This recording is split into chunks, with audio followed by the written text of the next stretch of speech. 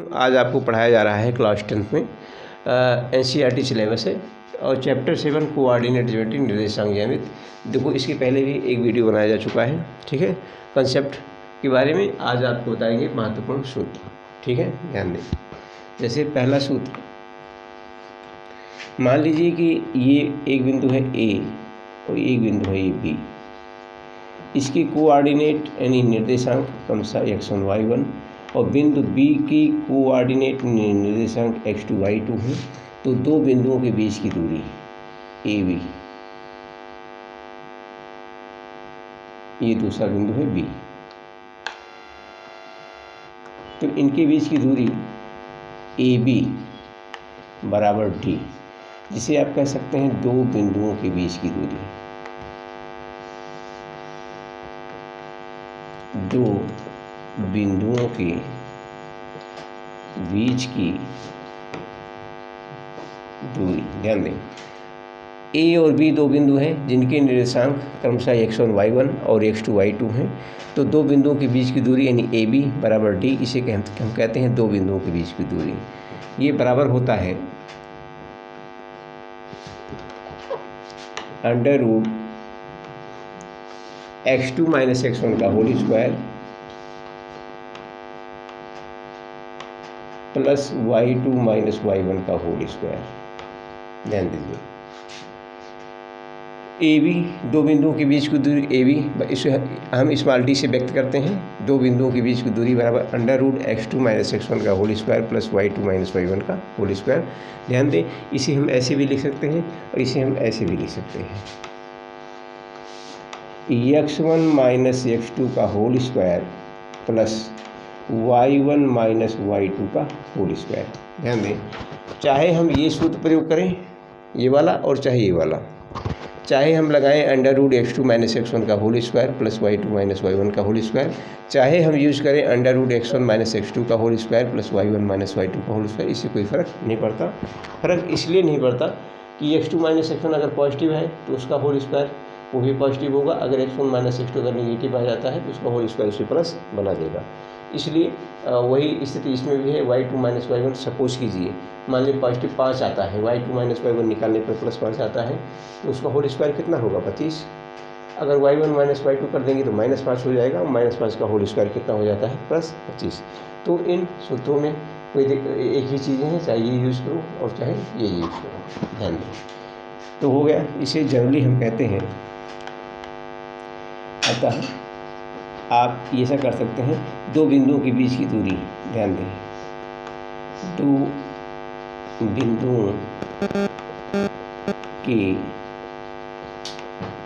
बीच की दूरी, दो बिंदु, सामान्यतः इसे हम नॉर्मली D से डिनोट करते हैं, ठीक, distance between two points, distance between two points small d से।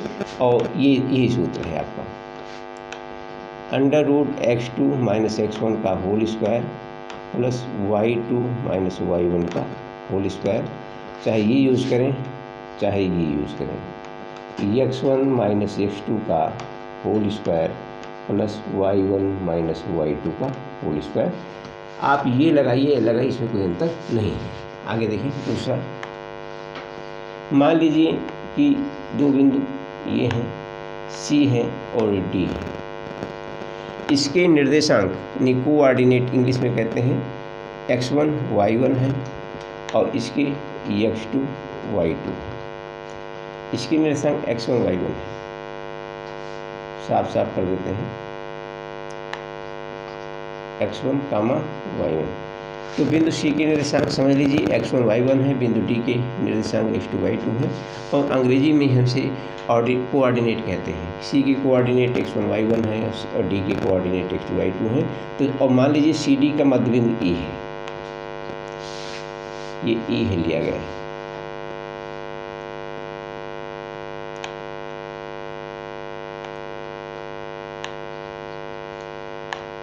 माना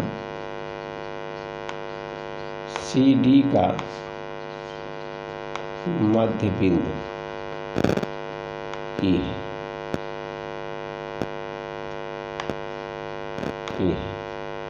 माना ई के कोऑर्डिनेट निर्देशांक बराबर एक्स वाई।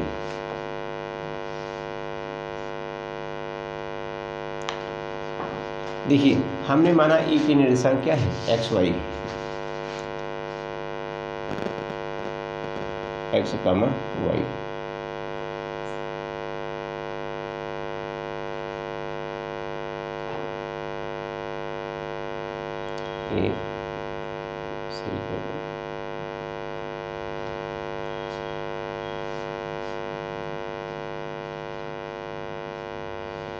ई के निर्देशांक एक्स वाई है। देन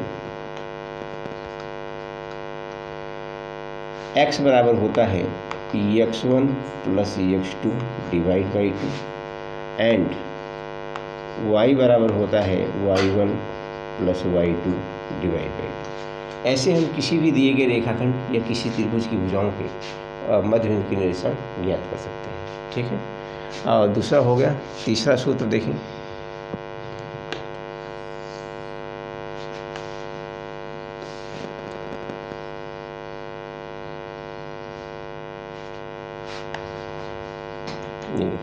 मान लीजिए एक त्रिभुज है, ध्यान दीजिएगा बच्चों। त्रिभुज ए बी सी, शीर्षों के निर्देशांक ए बी सी है। ए के कोऑर्डिनेट हैं x1 कामा y1, बी के निर्देशांक हैं x2 कामा y2 और सी के निर्देशांक हैं x3 कामा y3। कोऑर्डिनेट का मतलब निर्देशांक, ठीक है। इनके केंद्र का निर्देशांक ज्ञात करना चाहते हैं तो उसके लिए माध्यिकाएं खींचना होगा। शीर्ष ए के सामने भुजा क्या है, BC, BC का मध्य बिंदु ले लीजिए। हमने मान लिया D है तो इसको मिला दीजिए, हमने मिला दिया। इस समय AD माध्यिका है BC की, ध्यान दें। D BC का मध्य बिंदु है।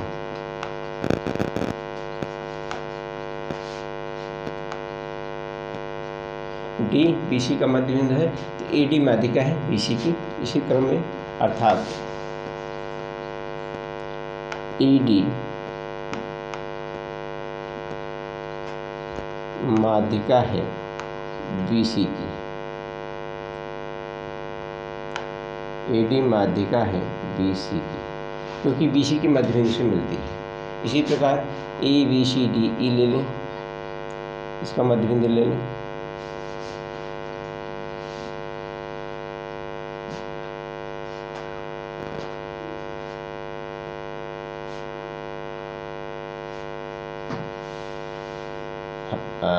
इसे हमें मान लिया E, इसका मध्य बिंदु ले लें, इसको हम मान लेते हैं F।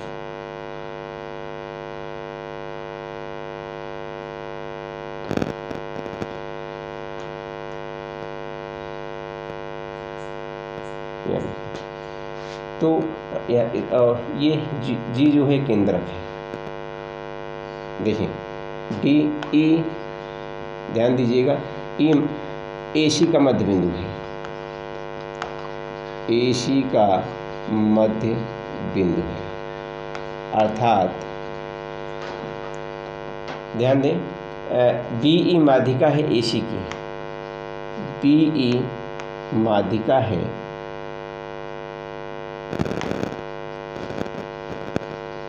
BE माध्यिका है AC की। क्यों? क्योंकि AC की मध्य बिंदु से मिलती है। आगे देखें, F मध्य बिंदु, F AB का मध्य बिंदु है।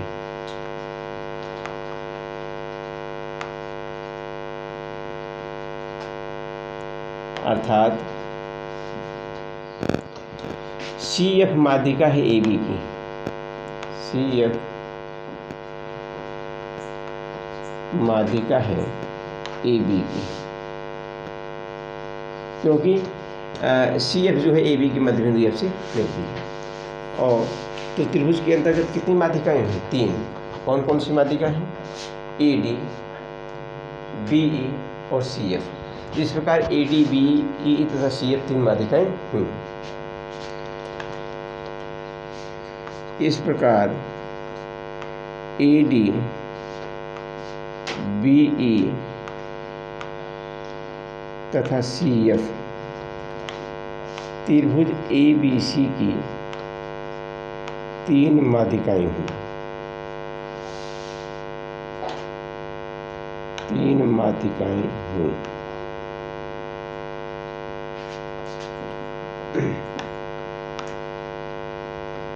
तीन माध्यिकाएं हुई, ध्यान दें।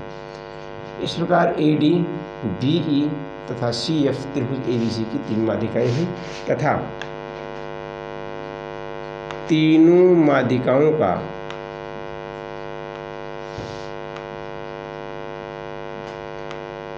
माध्यिकाओं का प्रतिच्छेद बिंदु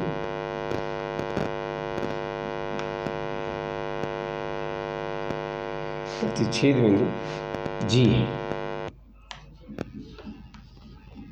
जी माना, ध्यान दें, G को त्रिभुज ABC का केंद्रक कहते हैं। माना G के निर्देशांक, हमने माना G के कोऑर्डिनेट x y हैं। ध्यान दीजिए, G के निर्देशांक हमने x y मान लिया। देयरफॉर इसलिए x बराबर होगा x1 plus x2 plus x3 divide by 3। ठीक है, क्योंकि माध्यिकाएं एक दूसरे को 1:2 के अनुपात में काटती हैं। इनका अनुपातिक योग होता है 1 + 2 बराबर क्या होता है 3। ठीक है, आगे ध्यान दें। एंड y बराबर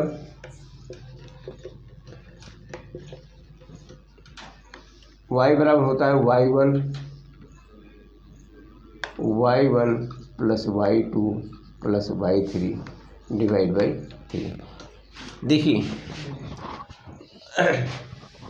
माध्यिकाएं एक दूसरे को शीर्ष की तरफ से अगर हम देखें 2:1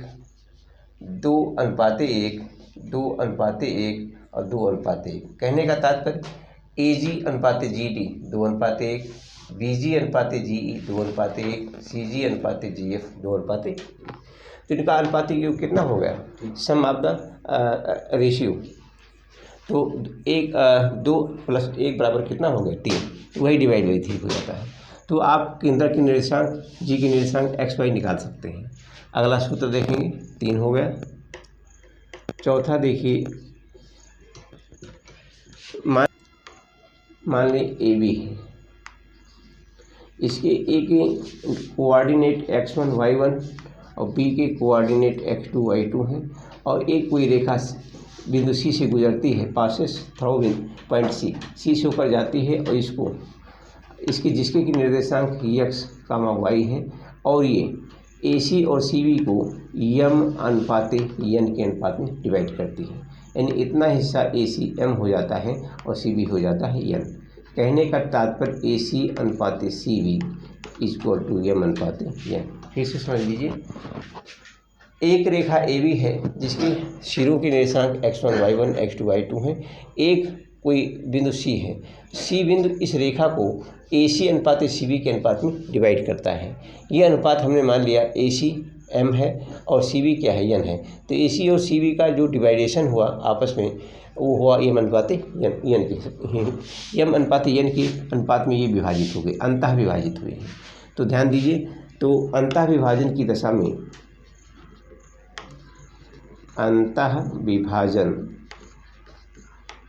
में x बराबर होता है mx2 plus nx1 divide by m+n, and y बराबर होता है my2 plus ny1 divide by m+n। तो ये अंतः विभाजन है। ठीक है, ध्यान दें, y विभाजन की दशा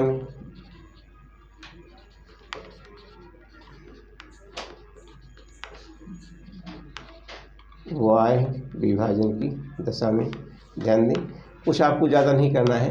x बराबर हो जाएगा, ध्यान दें, x बराबर हो जाएगा mx2 minus nx1 divide by m minus n and y बराबर हो जाएगा